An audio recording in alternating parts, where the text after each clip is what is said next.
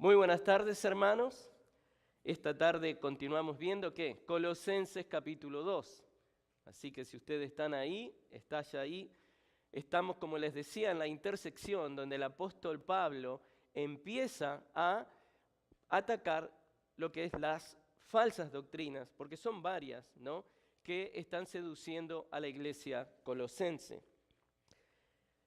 La semana pasada comenzamos con la primera parte de esta sección que va de los versículos 8 al versículo 23.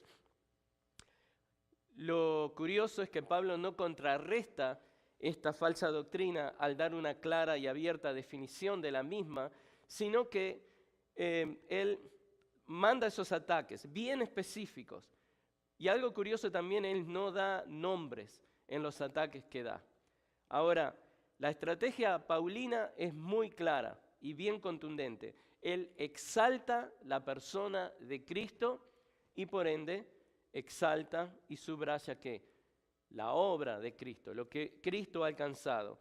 Pablo es aquel general que está lanzando misiles orientados a específicos lugares donde necesitan ser ¿qué? Demolidos con la verdad. Y esos lugares son lugares en la mente de los colosenses donde están siendo alojados ¿qué? Error. Entonces, la verdad, el misil del error, de la verdad, destruye las fortalezas del error. Y es lo que Pablo está tratando de hacer con estos 4 ataques, 4 misiles que él envía para destruir justamente a estos falsos maestros, los argumentos que ellos están haciendo, para que no sigan ganando ¿qué? El oído de esta iglesia colosenses. Ahora, vemos entonces que estos misiles direccionados son 4 ataques precisos contra distintas facetas de este error. Entonces, como les decía, si ustedes ven en las noticias muchas veces, CNN fue muy famoso un tiempo por mostrar en vivo cuando el ejército atacaba, y usted veía exactamente, ¿no?, cómo le mostraban el lugar preciso donde el misil iba a impactar. Y es lo que vemos acá, ¿no?, cómo el ejército americano destruía estas bases terroristas en Medio Oriente. Podemos ver que Pablo está lanzando estos misiles doctrinales bien precisos a la raíz del ataque. Ahora, estos misiles van a el corazón mismo del error, porque estos falsos maestros están justamente tratando de destruir vidas inocentes. Son como terroristas religiosos. Ahora, otra cosa que notamos es que, como vemos en esas imágenes de la televisión, acá no hay conversación, acá no hay, no, como dice el dicho, en guerra avisada no muere soldado, ¿no? Acá no hay que levantan el teléfono y, hey, te estoy mandando un misil, ¿no? No hay nada de eso. Acá no hay ningún aviso. ¿Qué es lo que Pablo hace? Él asesta un golpe militar estratégico para anular la capacidad del enemigo, ¿no?, la capacidad destructora, que en este caso es ¿qué? Error. Y vemos que Pablo asesta fuertes y contundentes ataques a cada una de estas específicas áreas de error que atacaban a la iglesia. Ahora, veamos un poco cuáles son esas instalaciones del mal que Pablo ataca con sus misiles de verdad. ¿Cuáles son los golpes doctrinales que Pablo le aplica a estos falsos maestros? Entonces, veamos, podemos identificar, como les decía, 4 argumentos o 4 lugares específicos que Pablo ataca en lo que tiene que ver con el error. El primer argumento es el que empezamos la semana pasada. ¿Se acuerdan que hablamos de las filosofías? Bueno, y hoy estamos viendo la segunda parte de este mensaje, pero en las filosofías, él toma cuidado de las filosofías del versículo 8 al versículo 15. Es una sección bien larga. La semana pasada comenzamos con el versículo 8, ¿no? Pero recuerden, es del 8 al 10 es ahí el pensamiento completo de Pablo. Y el mensaje que empezamos es justamente manteniendo el andar en Cristo. Manteniendo el andar en Cristo. Versículo 8, que fue que vimos la semana pasada, Pablo advirtiéndonos de falsas doctrinas. Y hoy veremos la segunda parte en los versículos 9 y 10. Entonces vamos a leer, pero vamos a leer los 3 versículos nuevamente, ¿ok?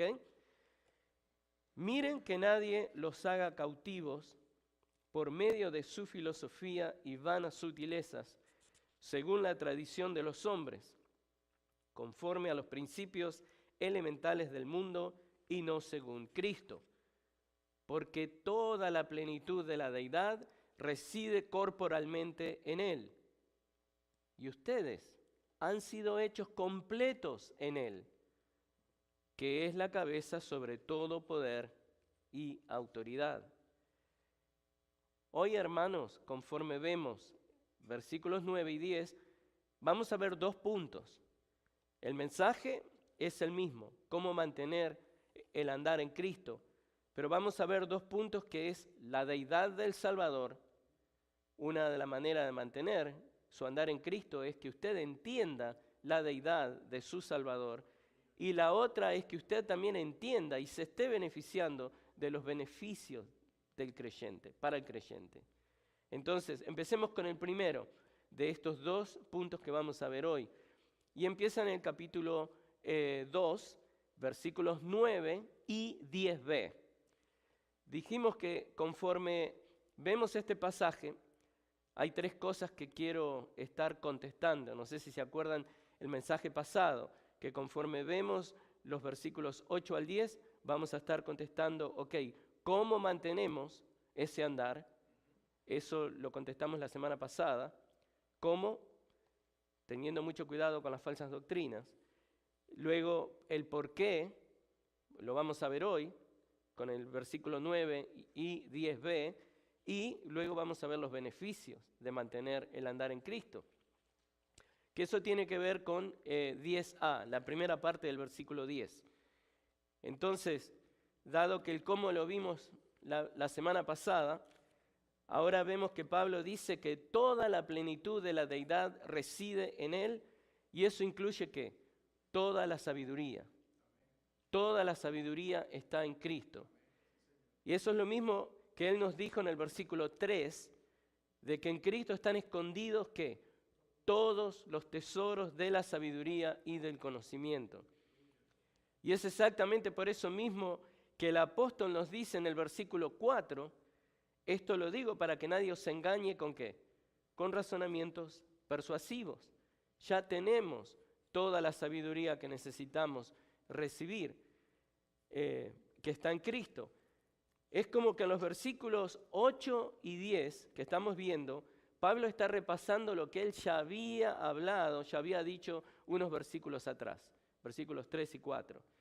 Así que lo que Pablo claramente nos muestra acá es que hay un enfrentamiento entre una nueva enseñanza que afirma ser una revelación superior, que es esta falsa doctrina queriendo ser entrada en la iglesia. Está eso contra ¿qué? La revelación dada por Dios a través del Evangelio. Son 2 cosas que están en guerra. Ahora, y para que entienda un poco más cuáles son las diferencias, les quiero mostrar lo siguiente. Por un lado, los falsos maestros, ¿qué enseñaban?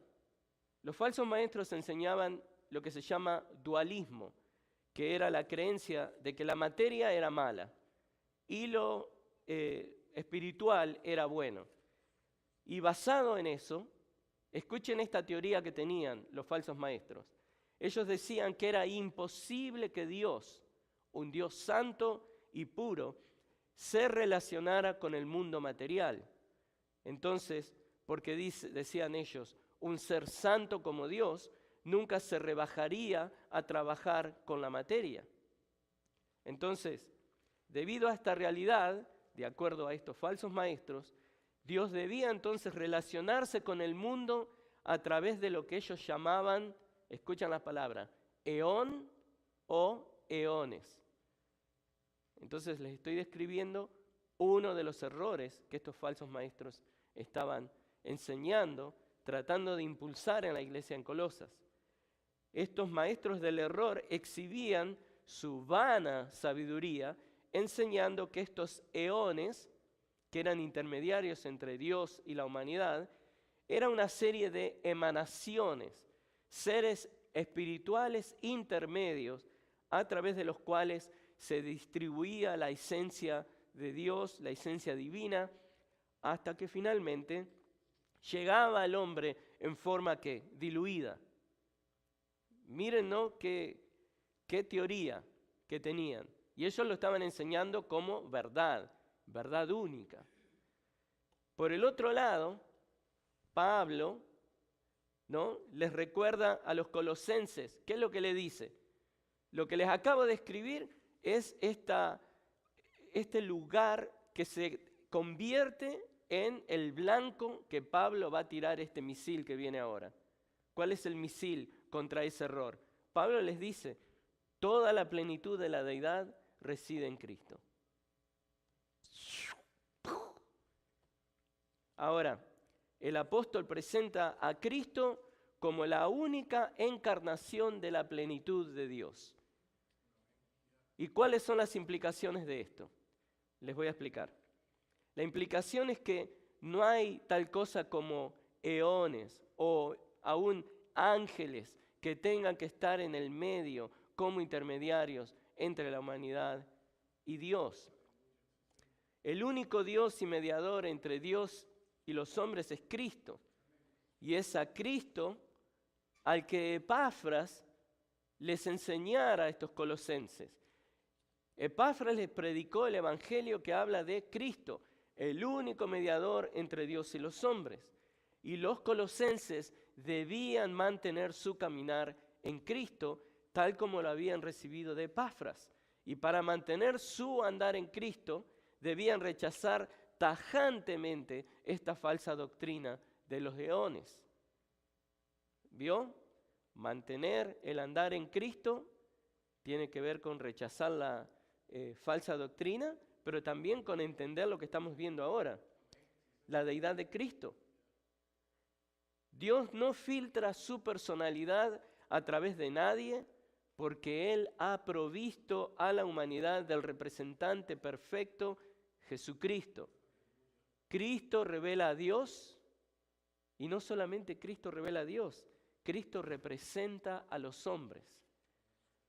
Pablo está dándonos lo que se llama una proposición, está diciendo, esto es verdad. Él no está dando un mandato, como hizo cuando advirtió, ¿se acuerdan? No escuchen, miren que no escuchen falsa doctrina. Él acá les está diciendo, esto es así, esto es una verdad bíblica, divina, que viene de Dios. Él ahora está explicando justamente la razón por la que Él les dio el mandato del versículo 8. Esa es la razón por la que deben mirar, estar atentos, prestar atención de no escuchar y creer en las mentiras de las filosofías humanas. ¿Cuál es la proposición? ¿Qué es lo que está Pablo enseñándoles? Bueno, lo leemos. Porque toda la plenitud de la deidad reside corporalmente en Él. Y luego en el 10b dice que es la cabeza sobre todo poder y autoridad. Este misil teológico de Pablo está atacando a la adoración de espíritus intermediarios y está atacando también la adoración a los ángeles, que era algo que estaba pasando en el momento también, y algo que pasa hoy en día tristemente. Pablo les dice en el versículo 15 que Él, Cristo, ha despojado a los poderes y autoridades e hizo de ellos un espectáculo público. Y lo vamos a ver bien, que es una escena muy, muy gráfica. Cristo triunfó sobre ellos públicamente. Entonces, Pablo está lanzando ese misil, destruyendo ese argumento completamente. Ahora, otro misil que lanza Pablo es en contra de la abnegación farisaica, ¿no?, o santurrona del ascetismo. Y ahora vamos a ver gente que se abnegaba de un montón de cosas y no, esto no hago, pero todo para figurar, ¿no? Pablo les recordó que no destacaran y que no le dieran importancia a las cosas carnales cuando tienen a un Salvador provisto por Dios, ¿no? No hace falta eso si es que conocemos a Cristo. Y esto es lo mismo que Pablo viene diciendo desde hace al menos 11 o 13 años. Porque recordemos, estamos hablando del libro de Colosenses, escrito desde Roma a una iglesia que él ni siquiera conocía. Pero esto que él les está diciendo a los colosenses, hace 13 años que lo está diciendo. ¿Cómo? ¿Cuándo? Él les está escribiendo a los Gálatas, como 12, 13 años atrás, y dice esto: para libertad fue que Cristo nos hizo libres. Por tanto, permanezcan firmes y no se sometan otra vez al yugo de la esclavitud. ¿Vieron cómo mantenerse en Cristo? No se sometan al yugo de la esclavitud, de la falsedad, del error, del falso evangelio, de querer hacer las cosas por su propia fuerza, caer en el legalismo. Entonces, la solución a este problema, la forma más efectiva de contrarrestar el error, según Pablo, ¿qué es lo que dice? Bueno, es conocer la verdad. Si usted conoce la verdad, a través de la verdad usted conoce a Cristo, y si usted conoce a Cristo, usted conoce al Salvador. Si usted no conoce la verdad, usted no tiene a Cristo. Y es entonces que usted apela ¿a qué? A querer contribuir con su salvación, a querer caer en cosas legalistas, aceptando también que formas rudimentarias de la fe que se basan en apelar a los esfuerzos de la carne. ¿Qué es lo que voy a hacer para agradar a Dios? Si usted está en Cristo, y entiéndame bien cómo lo digo, usted no tiene que hacer nada para agradar a Dios. Dios ya se ha agradado a usted a través de Cristo. Usted lo que tiene que hacer es ser obediente, que en un sentido, sí, en la práctica, usted está agradando a Dios, pero no para salvación. Pero usted no puede agradar a Dios para salvación.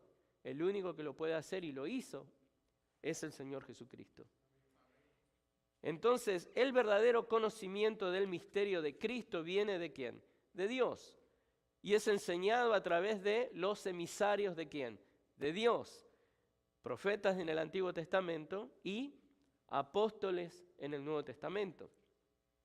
Esta revelación es lo único que puede ayudar a los creyentes a entender el misterio que ha estado oculto desde los siglos y generaciones. Este misterio ahora ha sido manifestado a los santos únicamente a través de los ministros, de Dios, como Pablo, y no a través de esos falsos maestros. ¿Por qué? Porque los falsos maestros con su falsa enseñanza alejaban a la gente de Dios. Es solamente el hombre de Dios predicando la palabra de Dios que aleja a la gente del pecado y acerca a la gente a Dios. Ahora, Pablo dice en el 1:25, de esta iglesia fui hecho ministro conforme a la administración de Dios que me fue dada para beneficio de ustedes. Por eso les estoy diciendo, únicamente el hombre de Dios puede hablar la palabra de Dios que beneficie a la iglesia. Pablo dice acá en el capítulo 1, versículo 25 de Colosenses, que él es uno de esos ministros. De esta iglesia fui hecho ministro, ¿no? A fin de llevar a cabo la predicación de la palabra de Dios. Si a través de la palabra de Dios ustedes recibieron a Cristo, y lo vemos en el capítulo 1, versículos 4 y 5, tal como Epafras lo enseñó, lo vemos en el capítulo 1, versículo 7, entonces, ¿qué deben hacer? Deben mantenerse constantes, sin moverse de la esperanza del Evangelio. Entonces, les leo el 2:6, dice, por tanto, de la manera que recibieron a Cristo Jesús el Señor, así anden en Él. Así es como uno se mantiene en Cristo, conociendo quién es Cristo y conociendo qué es lo que Él ha ganado para nosotros. Y dice, si ustedes pues han resucitado con Cristo, busquen las cosas de arriba, donde está Cristo sentado a la diestra de Dios, pongan la mira en las cosas de arriba, no en las de la tierra. Y esto lo dice Pablo en capítulo 3, versículos 1 y 2. Entonces, yo les pregunto, ¿por qué es que debemos buscar justamente a Cristo? ¿Por qué Pablo le está diciendo a los colosenses que deben buscar a Cristo? ¿Y por qué es que nosotros debemos justamente fijar nuestra fe y nuestros ojos en Cristo? Usted sabe la respuesta. Porque lo que estamos viendo acá, en el capítulo 2, versículos 9 y 10b, es que porque toda la plenitud de la deidad reside corporalmente en Él, que es la cabeza sobre todo poder y autoridad. No hay nada que ir a buscar a ningún otro lado. Toda la plenitud de la deidad está en Cristo. Y como les mostraba la semana pasada, ¿no? Vimos la primera parte de manteniendo el andar en Cristo, que se concentró justamente en la advertencia de Pablo. No se dejen atrapar por las falsas doctrinas, no se dejen atrapar por las filosofías. Y hoy nos concentraremos en esta segunda parte, y es lo que estamos haciendo, ¿no? Mantener el andar en Cristo, viendo la realidad de ¿qué? De estar completos en Cristo. En otras palabras, las opciones están sobre la mesa. ¿Cuáles son las opciones? Se trata simplemente o de estar y ser capturado por la filosofía humana o de estar completo en Cristo. ¿Cuál es su elección? No hay otras opciones, ¿no? Pero usted no tiene por qué estar atrapado en la filosofía, porque usted ¿qué? Usted ya está completo en Cristo. Entonces, veamos lo que Pablo nos está presentando aquí acerca de Cristo. Les quiero mostrar un poco más de ese versículo 9, ¿no? Que nos explica el por qué, nos está dando la razón de por qué debemos rechazar las falsas doctrinas, por qué debemos rechazar la filosofía humana y todo esfuerzo humano para alcanzar la salvación. ¿Por qué? El apóstol Pablo nos dice que en Cristo reside toda la plenitud de la deidad. ¿Y qué es la palabra esa? Reside o habita, depende su traducción. ¿A qué se refiere Pablo con eso? Bueno, notemos que Pablo está usando un tiempo presente continuo. ¿Qué es eso? En Cristo todavía, al momento que estoy hablando, reside esa plenitud de la deidad. Eso no es algo variable o algo fluctuante en la naturaleza de Cristo. Cristo siempre posee la plenitud de la deidad. Hebreos 13:7 nos dice que Jesucristo es el mismo ayer, hoy y por los siglos. ¿Y qué dice a continuación el versículo 8? No se dejen llevar por doctrinas diversas y extrañas. Es increíble, parece que estuviera escribiéndole a los colosenses. Es lo mismo que Pablo está diciendo, ¿no? 2 años después, el autor de Hebreos está escribiendo esto, ¿no? Ahora, ¿será que es lo mismo? ¿Es el mismo autor? Bueno, hay muchas especulaciones al respecto, ¿no? Pero este autor también está escribiendo desde Roma. Así que puede ser que sea, puede ser que no. Le está escribiendo a judíos que están tratando de, por miedo a la persecución, están tratando de volver a lo que es la religión judía para evitar persecuciones. Pero bueno, ahora volvamos a Colosenses. Pablo nos dice en el 1:19 de Colosenses, porque agradó al Padre que en Él, Cristo, habitara toda la plenitud. Veamos eso, porque estamos viendo justamente entender más esta palabra de que mora en Él, reside en Él. El tema de la deidad de Cristo, hermanos, es tan importante. Fue el tema que consumió a la iglesia primitiva en los primeros 3 siglos de su existencia. Mira qué importante que habrá sido. Y el gran predicamento que tenía, el gran problema que tenía la iglesia o el gran desafío que tenía era poder explicar de una forma razonando, de una forma bíblica, de una forma teológica, cómo era eso, ¿no? De dar una respuesta teológica acerca de la deidad de Cristo. Porque el gran desafío era cómo una iglesia puede explicar ahora la transición de ser una iglesia monoteísta a una iglesia trinitaria. Esa era la aparente, digamos, contradicción, porque nosotros sabemos que no hay contradicción. Y casi al final del siglo I, entre los años 80 y 90, ¿quién es el que empieza a escribir? El apóstol Juan. Y el apóstol Juan arrojó mucha luz en el tema que estamos hablando, de la deidad de Cristo. Él comienza su evangelio diciendo que él da una reveladora proposición y dice esto. Esta verdad es la que él escribe de entrada. En el principio ya existía el Verbo, y el Verbo estaba con Dios, y el Verbo era Dios. Él estaba en el principio con Dios. Y hay una razón por la que el Espíritu Santo le pone a Juan a escribir esto, ¿no? Porque obviamente después de las cartas paulinas ya habían sido escritas las cartas paulinas. Habían pasado como casi 20 o 30 años. Y es bueno recordar, ¿no, hermanos, que conforme Pablo escribe este versículo 9 que estamos viendo ahora en Colosenses, capítulo 2, hasta ese momento, esto que él está diciendo de Cristo es la descripción más clara de lo que es la deidad de Cristo, ¿no? Pablo está escribiendo 20, 30 años antes del Evangelio de Juan.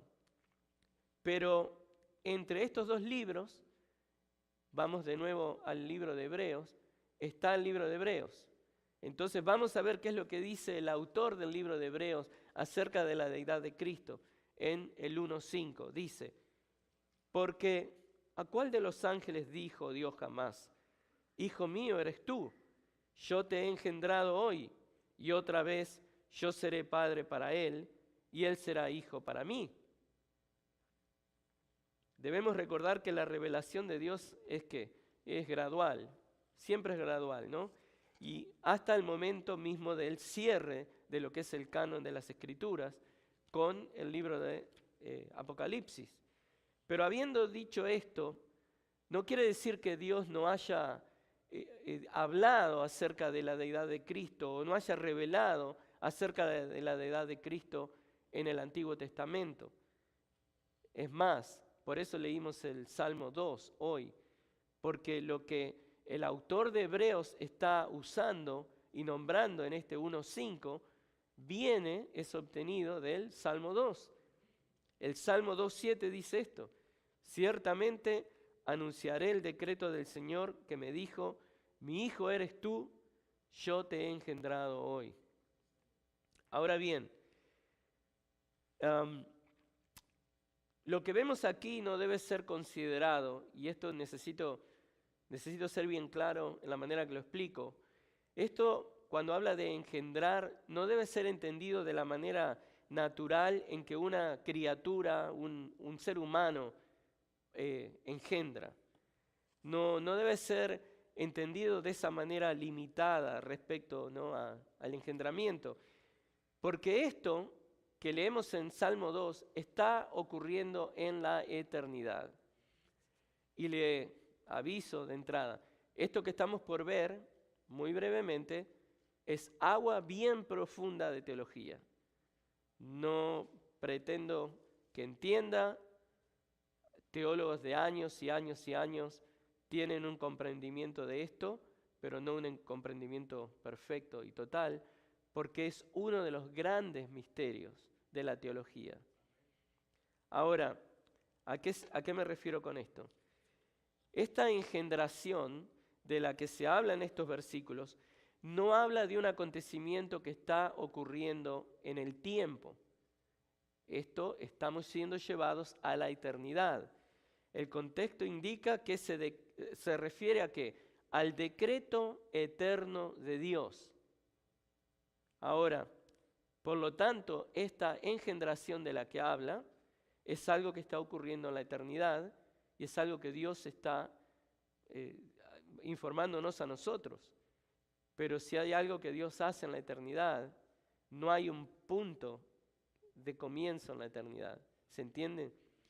¿Qué prueba eso? Bueno, varias cosas. Esta engendración no se refiere solamente a la humanidad de Cristo. Esta engendración es eterna. Por eso Pablo lo expresa en ese tiempo presente continuo. No solamente habla de cuando Cristo se encarnó, está hablando de la segunda persona de la Trinidad. Ahora, ¿está diciendo que la segunda persona de la Trinidad ha sido creada? No. ¿Está diciendo que la segunda persona de la Trinidad en algún punto fue creada o nació, engendró? No. Es para nosotros algo imposible de entender por nuestra mente limitada. Pero sí dice esto. Esta engendración es eterna, por eso Pablo lo está expresando en este tiempo presente continuo. ¿Qué es lo que dice? Reside porque toda la plenitud de la deidad reside corporalmente en él. Escuchen lo que dice MacArthur. John MacArthur dice esto: es esa generación eterna, generación, ¿no?, de generar algo, es esa generación eterna que hace de Cristo el único Hijo del Padre. Por eso es que es expresado, porque nosotros somos hijos de Dios por Cristo, adoptados. Pero el único Hijo, ¿quién es el unigénito que dice Juan 3:16? Es el Señor. ¿A qué se refiere con eso?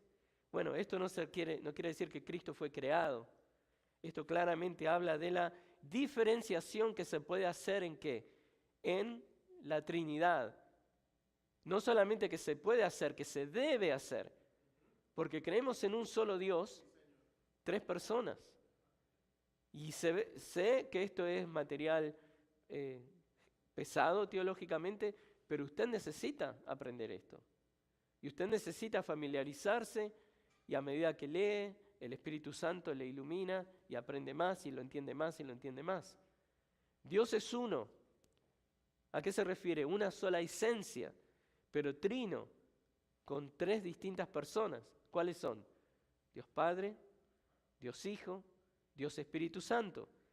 Ahora, la generación eterna y el hecho de que Cristo es el Hijo unigénito de Dios no evocan lo que es la procreación en términos humanos, sino que transmiten la verdad que la unicidad en la esencia de Dios es compartida justamente por Dios Padre, Dios Hijo, Dios Espíritu Santo.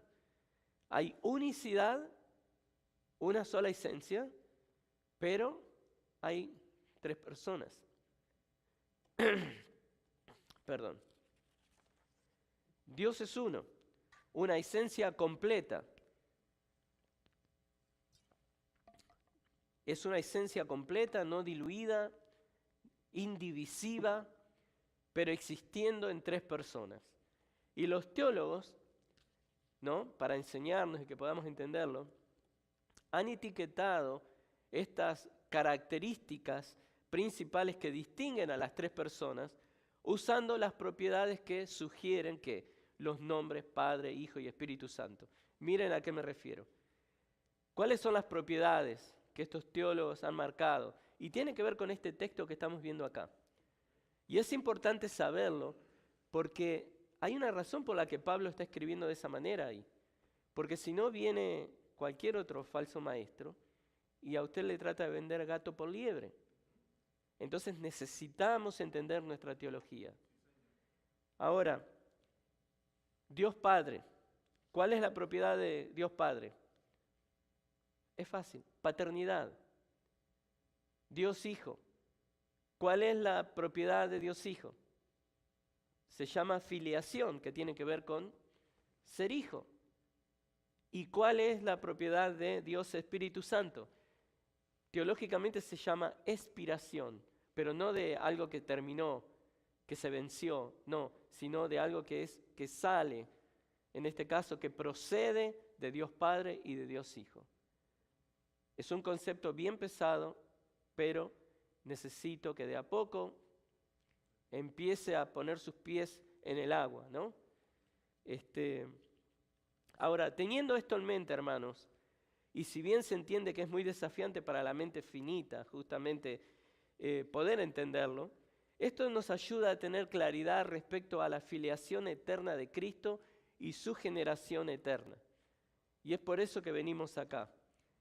En su ministerio terrenal, en su encarnación, Cristo manifestó de manera externa su esencia divina interna. Y por eso necesitamos hablar de esto. Jesucristo es el Dios hombre, verdaderamente y completamente Dios, verdaderamente y completamente hombre. Entonces, por eso Pablo les dice, si ustedes, colosenses, han recibido el evangelio de Epafras, el evangelio de la verdad de Cristo, manténganse ahí. Y si ustedes, hermanos, han recibido el evangelio de Cristo, manténganse ahí. Y a medida que estas cosas lo desafían, justamente porque usted es nacido del Espíritu de Dios, el Espíritu de Dios le va a ir dando luz respecto a este tipo de temas. Entonces, porque toda la plenitud de la deidad reside corporalmente en Él. ¿Por qué es que toda la plenitud de la deidad reside corporalmente en Él? Porque Él es eterno, Él es divino, Él es el Hijo, eternamente el Hijo de Dios. Y cuando tomó en adición su naturaleza humana, todo lo que esa naturaleza humana hizo fue justamente, gobernada por la naturaleza divina. Y no estoy diciendo que él, no sufrió, que él usó sus poderes, divinos para pasar por pruebas y cosas así. No, lo que digo es que no había manera de que el Hijo de Dios, como lo vimos, ¿se acuerda cuando hablamos de que Cristo nunca pudo haber pecado? Que no había manera de que Cristo pudiera haber pecado.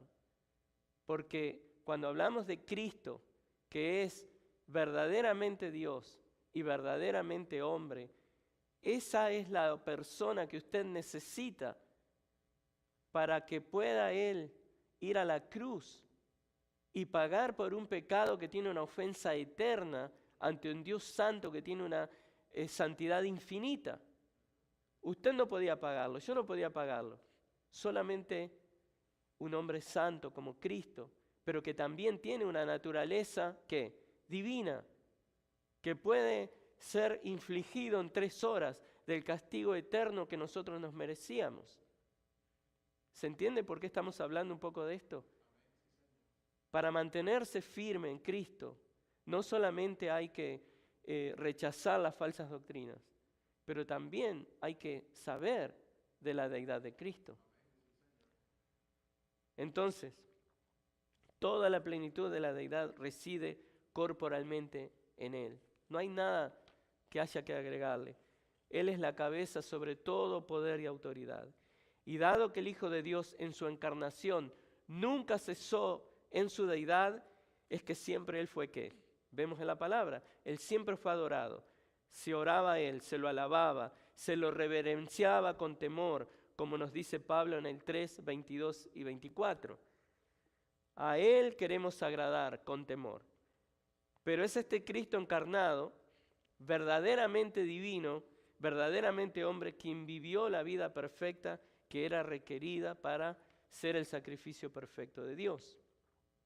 Ahora, ese sacrificio perfecto de Dios paga por los pecados de aquellos pecadores arrepentidos. Ahora, pero no es solamente la muerte de Cristo lo que nos beneficia, ¿no? La muerte en la cruz, sino su resurrección. Romanos 10, versículos 9 y 10 nos muestra que si confiesas con tu boca a Jesús por Señor y crees en tu corazón que Dios lo resucitó de entre los muertos, serás salvo.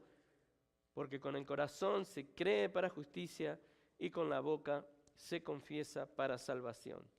Así que esta resurrección de Jesús, de Cristo, es lo que completa y valida esa muerte sacrificial de Cristo en la cruz y nos recuerda también de que Él está vivo. ¿Y cuál es la importancia de que Cristo está vivo? Bueno, eso es parte de los beneficios que vamos a ver ahora, a continuación, en la parte 2 de este mensaje. Los beneficios para el creyente. ¿Cuál es el beneficio para los colosenses? Y ustedes han sido hechos completos en Él. ¿Cuál es el beneficio para los creyentes de la deidad de Cristo? Y ustedes han sido completos en Él. No solo que los colosenses y nosotros hemos sido hechos completos en Él, sino que ese Rey y Salvador vivo vive para interceder por nosotros. Esa plenitud del Hijo de Dios es volcada en maneras multifacéticas a nosotros, sus ovejas. Esa plenitud expresada en tiempo presente se traduce ahora a una intercesión presente en gloria a favor de su pueblo en la tierra. Romanos 8:34 nos habla de eso. Esa plenitud que Cristo posee en tiempo presente, invariable, incambiable, inmutable, desde la eternidad hasta la eternidad, ahora esa plenitud es dada a nosotros que estamos en Cristo. ¿Y Pablo cómo expresa eso? Bueno, lo expresa en un tiempo verbal perfecto. ¿Qué es lo que quiere decir eso? Hemos sido hechos completos en Él con resultados eternos. Lo que Cristo ha tenido por toda la eternidad, nosotros ahora, desde el momento de la salvación, lo vamos a tener por toda la eternidad. Y eso es perfecto. El hecho de que Él es completo y ha sido el deseo del Padre, que Él esté lleno de toda la deidad, toda la plenitud de la deidad está en Él. Es también el deseo del Padre que esa plenitud ahora sea volcada a nosotros. Ha sido hecho. Es en el sí, en el amén, en Cristo, con beneficios eternos. Entonces le pregunto, ¿qué hay que ir a buscar afuera de Cristo? ¿Qué hay que agregarle a la obra de Cristo? Absolutamente nada. Entonces, vamos a hacer algunas preguntas, ¿no? ¿Qué sentido tiene cuando nos atamos a una religión falsa solamente porque es la tradición familiar? ¿Qué sentido tiene basar la vida de uno en decisiones basadas en qué? En la intuición. Oh, creo. O mi fe en la ciencia, ¿no? En algo superior que ni siquiera puedo definir, pero algo debe de haber. Tenés que creer en algo, no sé. ¿Qué sentido tiene vivir tu vida manejado por miedos y cábalas que son solo mentiras que te alejan de conocer al Dios verdadero? Muchos futbolistas profesionales ponen su confianza en poder tener una buena performance si pisan el césped con el pie derecho. No lucen la casaca número 13. Se ponen una cintita roja en la muñeca o en las canilleras. Ridículo, pero es así como viven su vida. Lo que estos deportistas hacen en el deporte, millones de personas lo hacen al cargar una foto de un santo en el bolsillo o la imagen de una virgen en un automóvil, etc. Y si la gente comprendiera un poco la llenura que hay en Cristo y lo completo que pueden estar en Cristo, no solo no harían eso, sino que se les caería la cara de vergüenza. Pero déjeme decirle que muchos cristianos también lo hacen inadvertidamente. ¿Cómo? Bueno, para sentir que estoy en un estado espiritual necesito tener música cristiana de fondo.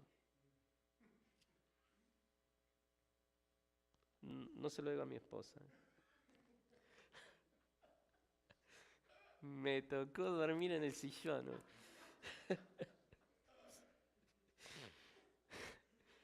Para sentirme, para sentirme pleno, necesito orar tanta cantidad de tiempo antes de empezar mi día. Necesito hacer esto, necesito hacer lo otro, aquello, lo otro, si no siento que me falta algo. Bueno, es verdad que es bueno tener buenos hábitos. No estoy diciendo que no. Es bueno tener hábitos sanos y espirituales. No estoy diciendo que eso no es bueno. No estoy diciendo que usted no debe tener o que está mal que tenga ciertas preferencias en la manera en la que vive su día a día. No es lo que estoy diciendo. Lo que estoy diciendo es que de la misma manera que a Pablo, el apóstol, le tocaba vivir, ¿cómo lo hacía él? Debemos vivir conforme a ¿qué? La plenitud de Cristo que tenemos en estar en Él, sin importar las circunstancias del momento. Es esa plenitud que Pablo recibía de Cristo que le hizo aprender que el contentamiento en la abundancia y en la necesidad, en la escasez. Lo vemos en Filipenses, famoso Filipenses 4:13. Es ese entendimiento de la llenura, de la plenitud que tenía en Cristo, que lo hacía pelear por estos colosenses que no conocía personalmente, aun cuando estaba en la prisión. Y hay días, ¿no?, que su día va a empezar distinto a lo que a usted le gustaría. Y el auto se le va a romper, y lo van a echar del trabajo, y usted no va a haber dormido bien, y va a estar malhumorado. Y la radio no funciona, y las músicas que usted quería escuchar y que le hacen tener ese ambiente, no están. Y al marido no le gustó cómo le preparó el café. Pero no puede basar su día en eso. Tiene que aprender a vivir verdaderamente improvisando porque tiene que... La llenura de Cristo, es parte de eso. Usted experimenta día a día la plenitud de Cristo. En otras palabras, sin importar cómo empezamos el día, qué noticias recibimos, estamos invitados a beneficiarnos de esas riquezas insondables de estar completos en Cristo. Ahora, esa convicción espiritual debe engendrar una actitud espiritual. Y esa actitud espiritual debe engendrar ¿qué? Una decisión mental. Y esa decisión mental debe generar una fortaleza emocional que nos prepare para vivir la vida enfrentando lo que venga y cuando venga. Es debido a que estamos completos en Cristo, que como dice el apóstol Pedro, ¿qué dice? Que hemos sido hechos, esto es increíble, partícipes de la naturaleza divina. Segunda de Pedro 1:4. Hemos sido hechos partícipes de la naturaleza divina. Y esta participación en estar completos en Cristo que hemos recibido es lo que, como dice el versículo anterior, en 2 de Pedro 1:3, es todo lo que necesitamos para vivir una vida de piedad. Sin importar cómo está el día y si los planes que teníamos salieron o no. Ya estamos completos en Cristo, no necesitamos nada más. Los colosenses le estaban permitiendo, por ejemplo, al legalismo que dictara su manera de vivir. ¿Y sabe lo que hace Pablo? Misil. Ataca eso en los versículos 16 y 17. Hay una secta que solo se reúne los sábados. Estamos hablando acá, ¿no? En Milford. Y si fuera que eso solamente es el error, bueno, pero hay errores doctrinales mucho más graves que esto. Pero bueno, hablaremos de la iglesia adventista cuando lleguemos al punto de hablar justamente del legalismo. Pero, ¿qué tal aquellos que se constituyen en jueces de otros cuando les dicen, es pecado comer morcilla, es pecado tomar vino en las comidas, es pecado tener un árbol de Navidad en la casa? Pero ya hablaremos de esto cuando Pablo le dispara un misil al legalismo. en los versículos 16 y 17. Así que no permita que lo defrauden de su libertad en Cristo cuando le vienen con cuentos infantiles de que Dios me mostró, Dios me habló, Dios me mostró en un sueño. Ni tampoco se permita a usted mismo creer ese tipo de cosas. Esperar que Dios le revele algo a través de un sueño o algo que usted siente o tiene la certeza de que se va a dar así. Hermano, hermana, usted está completo en Cristo. Usted necesita aprender el principio que Dios ha revelado en su palabra para vivir en el momento. Usted debe tomar ese principio, el que sea, y dejando el misticismo a un lado, debe orar y meditar acerca de ese principio y qué es lo que ese principio le está enseñando para aplicarlo en su vida. Ahora, usted no tiene que ser místico, no debe basarse en visiones que ha visto, ni vivir envanecido. Y eso lo dice Pablo acá en Colosenses. ¿Sabe por qué? Acá los pongo a trabajar. Abra su Biblia en 1 Corintios 2:16.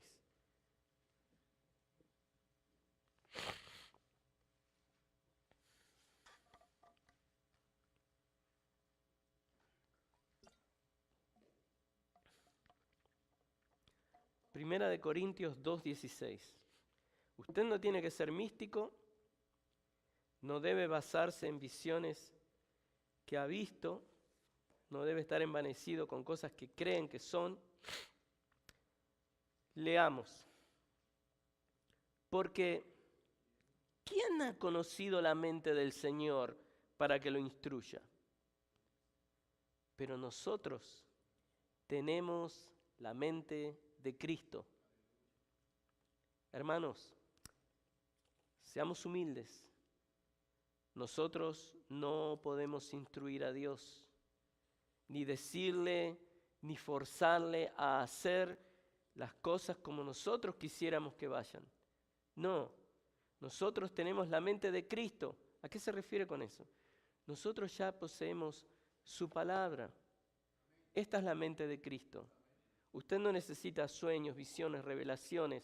Ay, tengo un dolorcito acá, que cada vez que me da el dolorcito ahí es porque algo va a pasar. Por ahí es un patatú. Por ahí le agarró el yello.